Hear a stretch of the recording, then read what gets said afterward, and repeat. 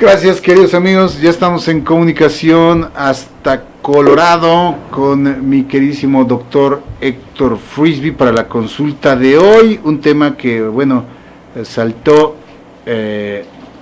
también a la luz con el fallecimiento de esta jovencita, hija de la presentadora Rocío Sánchez Azuara, por lupus eritematoso sistémico, una enfermedad terrible que aquí en el corte le preguntaba al doctor, oye, pensé que esto no podía ser tan fatal, ¿no? Así de lo que va uno escuchando a lo largo de la vida, obviamente que uno que no es experto, pues vas conociendo casos. Conocí el caso de una persona que decía padecer esta enfermedad, pero pues yo la veía muy normal, ¿no? Sí, una chica, una compañera de un trabajo hace muchos años, sí se cuidaba bastante, pero sí decía que padecía esta enfermedad. Entonces tenía yo la idea, como luego nos hacemos ideas, de que son padecimientos que pueden ser llevaderos. Me dice el doctor, si en cierta forma lo son, dependiendo ahora sí de cada caso y de los cuidados a los que se sometan, pero pues dejemos que el doctor el que nos dé los detalles de esto. Mi querido Doc, muchísimas gracias por esta comunicación, como siempre. ¿Cómo están? Buenos días a todos. Y sí, ayer que Jorge me sugirió el tema, me pareció muy interesante. Es un tema largo, vamos a platicar, y ya identificarán que vamos a platicar de muchas cosas que ya hemos platicado, y como dicen ustedes, pues se van poniendo los conocimientos uno sobre otro, y van identificando que pues bueno, ya van aprendiendo de lo que hemos platicado, o al menos recuerdan de lo que hemos platicado aquí. El lupus eritematoso sistémico es una enfermedad, como le dice Jorge, la verdad es que no se nota, no se ve, a menos que los pacientes tengan el característico eritema o rash, como se dice, facial en alas de mariposa. Si no tiene eso los pacientes es difícil, incluso el lupus eritematoso sistémico es difícil de diagnosticar porque se conoce como el gran imitador. El lupus eritematoso sistémico se puede presentar de muchas maneras, múltiples maneras, interminables maneras. Puede presentarse después de una infección, en fin, ahorita lo vamos a platicar de manera más ordenada. Es una enfermedad, el lupus eritematoso sistémico es una enfermedad autoinmune, es decir, nuestro sistema inmunológico ataca nuestro cuerpo, y es una enfermedad sistémica. No es como otras enfermedades autoinmunes como la artritis reumatoide, que principalmente ataca solamente algunas articulaciones. El lupus eritematoso sistémico ataca todo el organismo, prácticamente todos los órganos y todos los sistemas, y principalmente las afectaciones a órganos vitales como los riñones, el corazón, el cerebro, los vasos sanguíneos son los que van a determinar que un paciente viva prolongado o no tanto, dependiendo de qué tan agresivo. El lupus eritematoso sistémico se expresa de manera más agresiva en algunas personas y en otras de manera más conservadora. Entonces afecta a todos los órganos, afecta prácticamente desde la piel, las articulaciones, los riñones, las células de la sangre, causa anemia, es decir, la médula ósea, la producción de células sanguíneas causa anemia, y también causa anormalidades en las plaquetas o incremento en las plaquetas, y esto hace que los pacientes tengan mayores casos de trombosis, que se les formen coágulos, les den embolias, les den infartos, les den infartos intestinales, les den infartos renales, en fin. Se presentan muchas complicaciones respecto a esto. También afecta el cerebro. Los pacientes tienen problemas tanto de la función cerebral como problemas emocionales. Son pacientes que tienen un riesgo muy incrementado para tener trastornos como depresión, ansiedad y suicidio. Son pacientes que tienen riesgo muy elevado. Afecta el corazón de manera muy particular, y también afecta los pulmones. Son pacientes que tienen dificultad respiratoria. Hay circunstancias que hacen más grave la enfermedad y hay circunstancias que la aminoran. Como les decía, los signos y los síntomas de esta enfermedad son inespecíficos, son muy variados. Les repito, se conoce como el gran simulador. El signo más distintivo que se presenta en la mayoría de los pacientes o las pacientes es un eritema o un rash en forma de alas de mariposa que ocupa las mejillas y parte del puente de la nariz, y se distribuye como si fueran las alas de una mariposa. En algunos de estos pacientes los signos y los síntomas son desencadenados por un cuadro infeccioso, se les presenta una infección, aunque sea menor, aunque sea una enfermedad de vías aéreas superiores, una diarrea, y después de eso se desencadena el lupus eritematoso sistémico. Ahorita vamos a platicar cómo interactúan estos factores que ya hemos platicado, que se llaman factores ambientales o epigenéticos, y cómo interactúan con la genética para que tanto se desarrolle la enfermedad, se desencadene la enfermedad o se agrave la enfermedad. Otro factor que puede desencadenar la enfermedad es la toma de antibióticos. Hay pacientes que toman antibióticos y hay antibióticos que se relacionan con el desencadenamiento del lupus eritematoso. Y otro que es muy importante que lo tenga la gente en consideración es la exposición al sol. Hay personas que van y se exponen. Yo siempre les he insistido de que eso de ponerse un bikini, un traje de baño o ponerse desnudos a la playa, a tirarse a que les dé el sol, eso es una muy mala costumbre. El exponerse a una quemadura es como poner la mano en la estufa. Yo siempre lo comparo, nomás que bueno, ahí nada más te quemas la mano y en la otra te quemas todo el cuerpo. Entonces es un acto que no es verdaderamente muy racional, eso de exponerse para solearse. En realidad, si quieren exponerse al sol, no tienen que hacerlo por más de 15 minutos y es más que suficiente para que se dañe la piel. Entonces, no es recomendable. El problema es que está de moda, como ya lo platicamos. Entonces, la gente que se ve muy asoleada es gente que pues que tiene un poder adquisitivo, y entonces, en fin, y incluso hay cremas que se ponen las personas para verse bronceados, porque eso les da como que más categoría. Entonces, bueno, eso es una muy mala costumbre, y en pacientes que tienen la información genética susceptible pueden desencadenar lupus eritematoso después de irse a solear un fin de semana o un día, ¿no? Cada caso, cada paciente que tiene lupus eritematoso se presenta de manera diferente. Por eso, para quienes vemos pacientes es siempre un reto, porque el paciente no llega con la presión alta y entonces tiene usted la presión alta, tiene hipertensión. No es así. Hay pacientes que se presentan con dolor de cabeza, con alteraciones en la visión, con que no pueden tragar bien los alimentos, con que tienen un zumbido de oído, es decir, se presenta de manera muy diferente. Los síntomas más característicos que se presentan en muchos de estos pacientes es que recuerden, como el sistema inmune está muy activado atacando nuestro propio organismo, los pacientes están cansados porque esto consume mucha energía.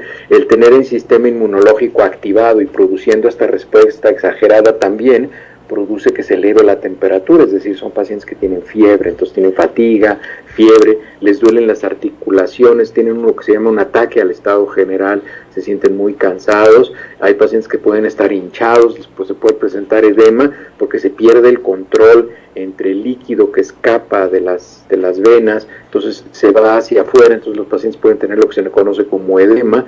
Se presenta desde luego lo que les decía, el eritema se llama eritema malar o en forma de alas de mariposa.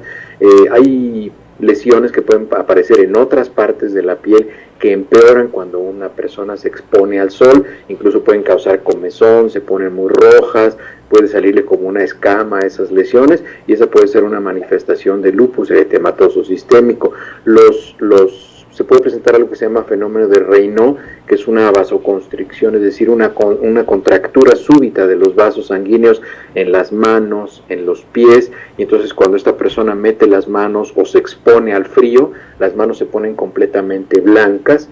Entonces eso también se puede presentar en algunas pacientes. Los pacientes obviamente tienen dificultad para respirar en ocasiones porque como tienen fatiga, incrementada la temperatura, respiran mucho más rápido. Ese es otro dato que se presenta. Hay pacientes que tienen inflamación del corazón, que se llama carditis, y esto pues le causa dolor como si estuvieran teniendo un infarto, dolor precordial. Hay algunos pacientes cuando tienen afectación de algo que se llaman los pares craneales o los nervios craneales, pueden llegar a tener problemas oftalmológicos, problemas de visión, incluso con un problema en la producción de lágrimas. Entonces pueden presentarse con los ojos secos. Además, el lupus eritematoso sistémico se relaciona genéticamente y en los síntomas con otra enfermedad que se llama enfermedad de Sjögren, y la enfermedad de Sjögren es una falta en la producción de secreciones en el organismo, que son pacientes que tienen los ojos secos, la boca seca, la mucosa gastrointestinal, la mucosa urinaria, el tracto respiratorio, todo lo tienen seco, no producen líquido. Entonces hay pacientes con lupus eritematoso sistémico que pueden tener un componente de síndrome de Sjögren, y entonces pueden tener resequedad de las mucosas y de los tejidos. Desde luego pues bueno, pues deben imaginarse que los pacientes se sienten con dolor de cabeza, mareados, desorientados, hay veces que pierden la memoria, se deprimen. Entonces puede ser que un paciente que tenga lupus eritematoso llegue a la consulta simplemente diciendo, es que me siento muy cansado y ando como triste. Entonces, bueno, pues obviamente el primer diagnóstico no es lupus eritematoso, pero siempre hay que tenerlo en mente, ¿no? Como les decía, la causa del lupus eritematoso sistémico en primer lugar es desconocido, eso es muy importante saberlo, es desconocido. Últimamente se ha identificado en estudios observacionales, en estudios estadísticos, que es muy probable que el paciente tenga una predisposición genética, a veces muy fuerte, a veces no tanto, y cuando estos interactúan con factores ambientales, que son factores que se conocen como factores epigenéticos, ya lo hemos platicado, esto hace que se desencadene la enfermedad o que se vuelva más grave o que se ponga más seria la enfermedad. De los factores desencadenantes más frecuentes son estos que ya habíamos platicado: exponerse al sol de manera incontrolada, o sea, irse a solear, pues, y esto les puede causar dos cosas: uno, que la enfermedad se inicie, es decir, un debut de la enfermedad, o que la enfermedad se agrave, que se ponga mucho más grave. El paciente incluso puede causar, en pacientes que tienen lupus, si se van a solear, esos pacientes tienen muy alto riesgo de tener incluso daño renal, pueden tener insuficiencia renal transitoria o permanente. Entonces no es recomendable que los pacientes que tienen lupus se expongan al sol de manera abierta, ¿no? Tienen que usar mangas, sombrero, protector solar. A veces las infecciones, el otro factor desencadenante son infecciones, y eso también puede causar o que inicien la enfermedad, que debuten con la enfermedad, o que se agrave la enfermedad. El siguiente son medicamentos. Hay grupos de medicamentos que pueden desencadenar el lupus: medicamentos para controlar la presión, medicamentos antibióticos o medicamentos para las crisis convulsivas. El uso de estos medicamentos muchas veces es el factor desencadenante para que el paciente empiece a tener lupus eritematoso sistémico. Los factores de riesgo para enfermarse de lupus eritematoso sistémico son relacionados a tres grandes grupos de riesgo. El primero es el sexo. Las mujeres se enferman más que los hombres. Por cada 7 casos de lupus eritematoso sistémico en mujeres hay un caso en hombres. La edad también es un factor. Entre los 15 y los 45 años es cuando se presentan la mayoría de los casos. Habitualmente, entre más temprano se presente la enfermedad, de manera más agresiva se va a comportar esta enfermedad. Entonces esto puede deteriorar la expectativa de vida, y pues bueno, ustedes podrán entender que si el paciente no hace ajustes en su estilo de vida, teniendo lupus eritematoso, o si tuvo lupus eritematoso sistémico y el diagnóstico se tardó mucho, que es algo que sucede muchas veces. El paciente tiene lupus desde hace 4, 5 años y no ha sido diagnosticado, es decir, ha tenido un lupus que ha transitado en la historia natural de la enfermedad, es decir, ha avanzado sin que nosotros podamos tener la posibilidad de intervenir porque no lo habíamos identificado o no lo habían identificado otras personas que estuvieron a cargo de este paciente. También el tercer factor de riesgo que influye es la etnicidad y la raza. La gente de raza negra tiene mucho mayor riesgo.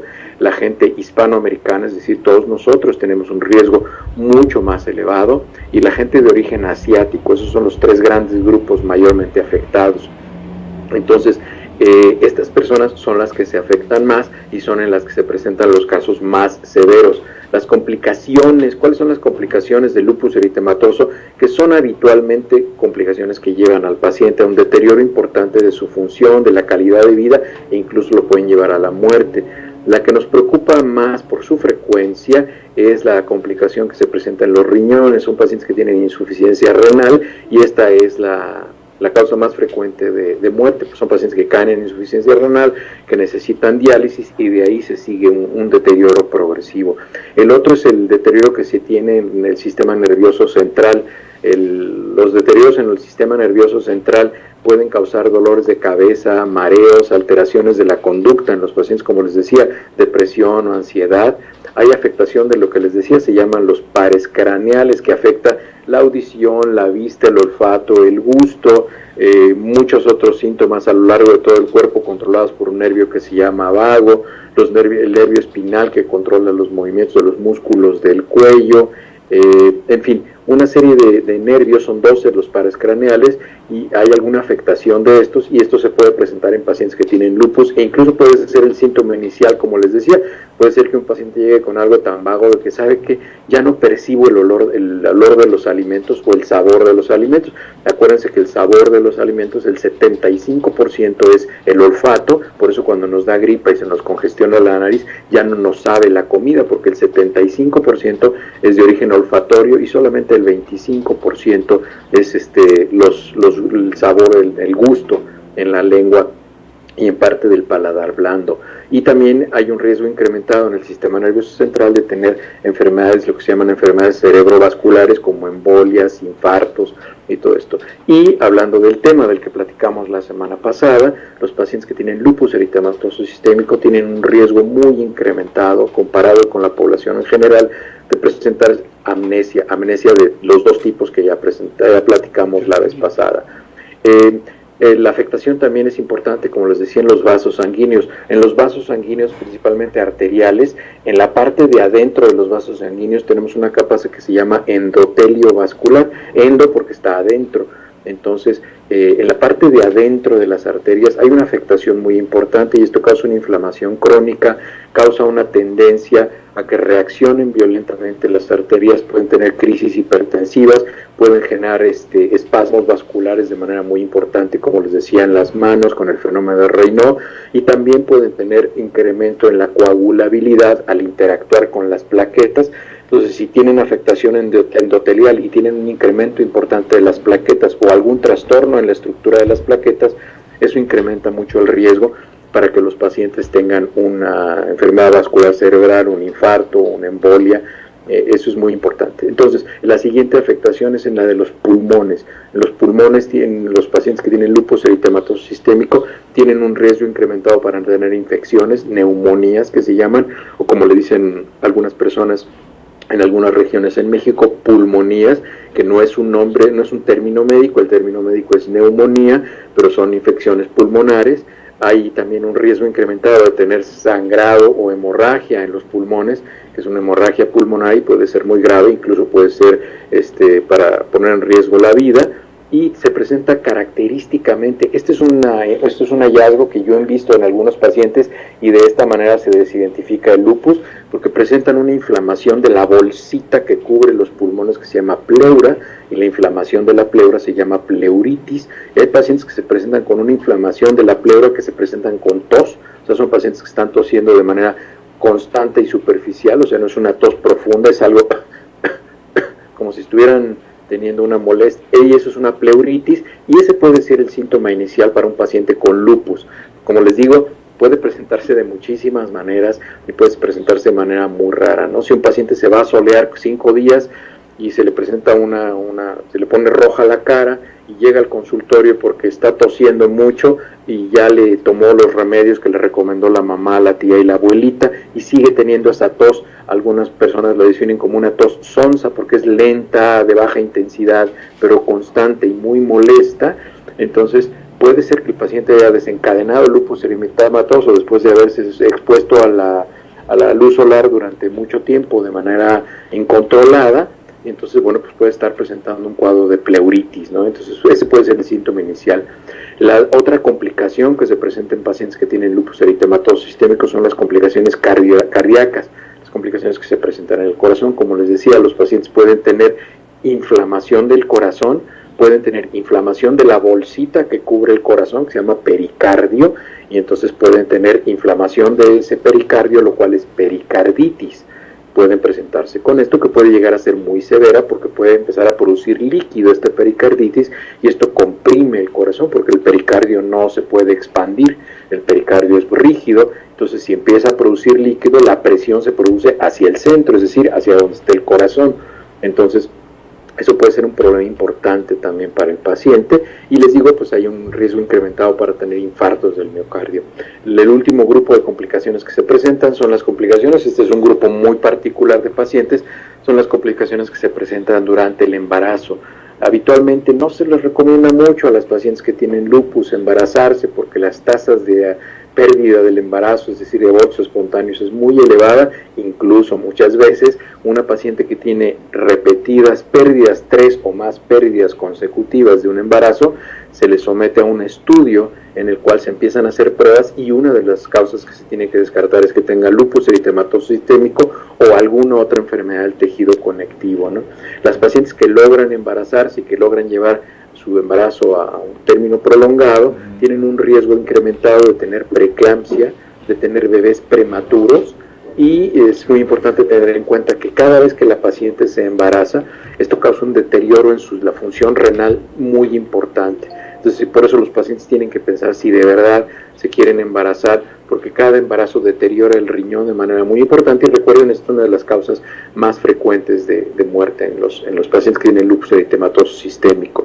El diagnóstico, ¿cómo lo hacemos? Pues son exámenes de sangre, se debe pedir una prueba que se llama anticuerpos antinucleares, que es probablemente la prueba inicial que se pide, es como una prueba de tamizaje. Ahí se identifica que está algo alterado en la prueba de anticuerpos antinucleares, y entonces se van pidiendo pruebas mucho más especializadas. Se pueden hacer estudios de imagen como una radiografía de tórax si el paciente tiene algún síntoma pulmonar. Se puede hacer un ecocardiograma, que no es otra cosa más que un ultrasonido del corazón, para ver si hay alguna afectación del corazón, algún dato de carditis, pericarditis, alguna alteración de la función del corazón, y se puede pedir este ecocardiograma. Y también se puede hacer algo que se llama biopsia renal, es decir, se toma un pedacito del riñón y se ven los cambios muy característicos que se presentan en la membrana basal de una estructura que se llama glomérulo, y ahí se pueden ver los cambios que presenta este paciente, que son característicos de lupus eritematoso, y se establece el diagnóstico, ¿no? El tratamiento de lupus eritematoso sistémico es a través de diferentes medicamentos. Se utilizan los más frecuentes y los más antiguamente utilizados son los corticosteroides, la cortisona, se utiliza prednisona. Entonces son pacientes que van a tener crónico uso de prednisona, entonces van a tener efectos secundarios por la utilización de prednisona. Otro grupo que también se ha utilizado con algún éxito en pacientes que tienen lupus eritematoso son medicamentos que se utilizan también para la malaria, como la hidroxicloroquina. Entonces, estos medicamentos se utilizan y esto disminuye de manera muy importante las exacerbaciones de lupus eritematoso sistémico. Hay dos grandes grupos de nuevos medicamentos que se están utilizando, que ya los hemos platicado aquí, que son los inmunomoduladores, como azatioprina, que también se utiliza en pacientes que han recibido trasplantes de hígado, de riñón, trasplantes cardíacos. Este es un medicamento que va a disminuir el sistema inmunológico, y un medicamento que les va a sonar muy familiar porque ha estado en las noticias últimamente, el metotrexate o metotrexato. Es un medicamento que es un inmunomodulador, un regulador de la respuesta inmunológica, y este medicamento también se puede utilizar en pacientes que tienen lupus eritematoso sistémico. Y hay el último grupo de medicamentos, el cuarto grupo de medicamentos, son los medicamentos que se conocen como modificadores de la enfermedad, son los que acaban en UMAB. Principalmente el belimumab es el medicamento que se utiliza con mayor frecuencia en pacientes que tienen lupus eritematoso sistémico, y que ayudan mucho para disminuir tanto la severidad como las exacerbaciones de la enfermedad. El único pero que tiene este medicamento de belimumab es que causa probablemente un empeoramiento o una exacerbación de los síntomas de depresión en los pacientes que tienen estoy en la televisión, que tienen datos de depresión. Muy bien, doctor, pues qué terrible mal, de verdad. A veces no tenía una idea clara de lo que es cada padecimiento, y es terrible, doctor. Una duda, ¿es reversible, es curable? No, no es curable. No es curable. La historia natural de la enfermedad es el empeoramiento. La enfermedad va avanzando, es una enfermedad muy agresiva, y es por eso que es muy importante que el tratamiento sea agresivo. Y una parte importante del tratamiento, y esto lo tienen que entender los pacientes, una parte importante del tratamiento es el estilo de vida, que los pacientes tengan un estilo de vida saludable, que no se expongan al sol, que se mantengan bien hidratados, que tengan todo todo bajo control, que platiquen bien con sus médicos, que les den una lista. Hay listas de estilos de vida saludable para los pacientes, y entonces ahí es donde se van a dar cuenta qué es lo que se les recomienda hacer, qué es lo que se les recomienda no hacer, y de esta manera, bueno, pues los pacientes van a tener una mayor expectativa de vida. Y ese hereditario, digamos, se encuentra entre las causas. Te digo que no se sabe, no se sabe de dónde viene el lupus eritematoso. Desafortunadamente no se ha identificado. Yo estoy seguro que se va a lograr identificar después a través de una prueba genética cuáles son las mutaciones o las variantes genéticas que hacen que un paciente tenga predisposición, porque acuérdense que no es que tenga una modificación y eso va a hacer que tenga lupus, puede ser que no lo presente, o puede ser que lo exprese muy tarde, o puede ser que lo exprese temprano, depende de qué tan compleja sea la modificación del código genético que incremente su susceptibilidad, y también depende de qué tanto la persona se exponga a estos factores que se llaman epigenéticos, es decir, todo lo que va más allá de la genética que influye para que un paciente exprese una enfermedad. El ejemplo más frecuente es si un paciente tiene información genética para ser diabético pero nunca es gordo, eso hace que la enfermedad se le manifieste a los 55, 60 años. Todos conocemos personas que a los 60 años se hacen diabéticos, aunque sean delgados. Bueno, pues porque tenían información genética. Si esa persona hubiera sido gorda, a los 25 o 30 años se hubiera hecho diabético. Claro. No, pues qué bárbaro, que como bien decías, doctor, un tema muy extenso, muy complicado además, y terrible por todo lo que implica y por todo lo que toca, lo que afecta, o sea, trastoca totalmente de la salud y la calidad de vida de quien lo padece, y desde luego pues se tendría que ser muy estrictos en la observancia del cuidado, como dices tú, de los hábitos, para pues mantenerse en la medida de lo posible saludable y sobrellevar este padecimiento, porque a veces lo letal del mismo mal es justamente cualquier causa relacionada, todo lo que nos indicaste que por la que puede sobrevenir en el fallecimiento del paciente, ¿no, doctor? Sí, aquí estoy viendo preguntas para poder contestarlas para antes de irme a trabajar. Ya vieron que ya me vinieron a saludar, eso quiere decir que ya tienen pacientes. Ya te están apurando, doc. Me decía aquí Quetzal, y dice, ¿importa la hora a la que se toma el sol? Sí, acuérdense que no se recomienda exponerse al sol entre las 11 de la mañana y las 4:30 de la tarde. No se recomienda exponerse a esa hora. Se puede hacer una caminata en la mañana, una caminata en la tarde, pero es una muy mala costumbre eso de exponerse al sol y ponerse semidesnudo al sol. Lo que pasa es que pues como salen las revistas y es de moda y se ven los cuerpos y todo eso, tiene una cuestión más bien cómoda, pero no es una costumbre saludable. No es una costumbre saludable. Lo pueden hacer, está bien, y si tienen el patrón de que los que están bronceados están guapos o guapas, pues está bien, eso es que ustedes han dejado que les metan esa idea, pero eso no es saludable, es saludable. Sí, en los casos de embarazo, que también te pregunta Quetzal, si se le hereda al bebé, no es que se le contagie como tal, ¿no? Como si el VIH. No sabemos, Quetzal, y puede ser que le herede un patrón genético, que aún no identificamos, pero no hemos visto. Por ejemplo, hay pacientes que en su familia no hay nadie que haya tenido lupus, pero fíjate que sí ha habido pacientes que han tenido, por ejemplo, artritis reumatoide. Entonces, si nosotros hacemos esta prueba que se llama anticuerpos antinucleares, que se conoce como ANA por sus siglas, en español o en inglés, o antinuclear antibodies es en inglés, o anticuerpos antinucleares, si le hacemos esta prueba y sale afectada, puede tener una gran variedad de enfermedades. Puedes tener algo que se llama síndrome de antifosfolípido primario, puede tener artritis reumatoide, puede tener síndrome de Sjögren, puede tener lupus eritematoso sistémico, en fin, son un grupo de enfermedades que se llaman enfermedades del tejido conectivo, porque están en todo el cuerpo y tienen cambios que se comparten, y hay pacientes que tienen, por ejemplo, enfermedad mixta del tejido conectivo. Entonces hay pacientes que tienen una enfermedad que tiene algunos componentes de artritis reumatoide, algunos componentes de lupus, algunos componentes de síndrome de Sjögren, algunos componentes de síndrome de antifosfolípido primario, es decir, es toda una mezcla. Entonces aún no llegamos a dilucidar exactamente cuáles son las mutaciones, los cambios que pueden preceder a que un paciente se presente, pero más bien parece ser una sola enfermedad con diferentes tipos de manifestaciones que se expresan de diferente manera a diferente edad en las personas, dependiendo de factores que aún no hemos identificado. Algunos factores epigenéticos sí los tenemos identificados, pero otros no.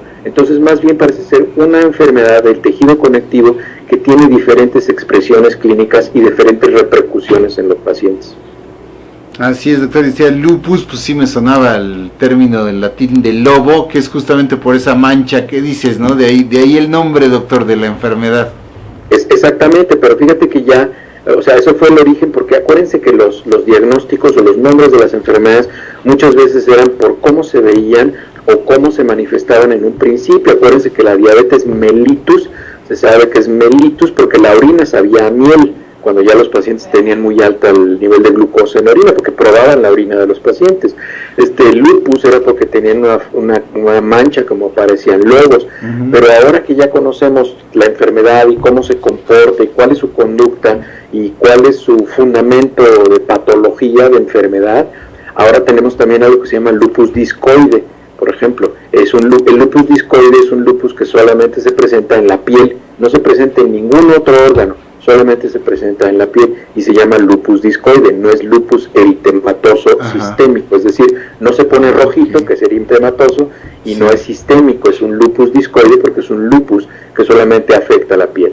Y no tiene las mismas consecuencias, ¿no? No termina con la vida. El riesgo más alto es que si no se cuidan, se pueden infectar las lesiones, en esos pacientes sí es sumamente grave que se expongan al sol, en fin. Pues ahí está, doctor, ¿no? Qué bárbaro, de verdad.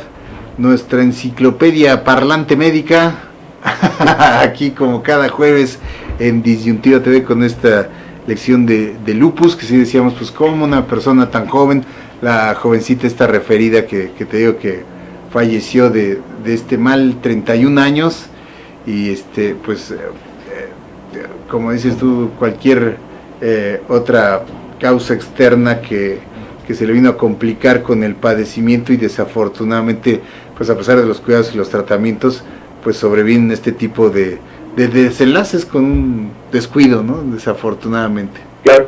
Y pues como les digo, cada paciente es diferente, cada paciente se expresa de manera diferente. Entonces, pues bueno, sería cosa de conocer el caso, pero sí hay que tener mucho cuidado y hay que tener siempre en mente que puede ser un diagnóstico, ¿no? Y que somos población de riesgo, los pacientes hispanoamericanos somos población de riesgo, igual que la gente de raza negra y los asiáticos. Tremendo, doctor. Pues muchísimas gracias, como siempre, por esta consulta cátedra de hoy de lupus eritematoso sistémico. Terrible enfermedad, hay que estar siempre con la información al día para justamente tenerla a la mano y saber lo que afecta y lo que es realmente. Gracias, doctor, como siempre, ya no te quitamos más tiempo, que ya te están solicitando por allá. Un abrazo, gracias como siempre por esta enorme participación que nos aporta siempre muchísimos datos sobre el conocimiento médico, y ya nos estaremos viendo el próximo jueves. Que tengas un excelente fin de semana, mi doc. Les mando un abrazo a todos, muchas gracias.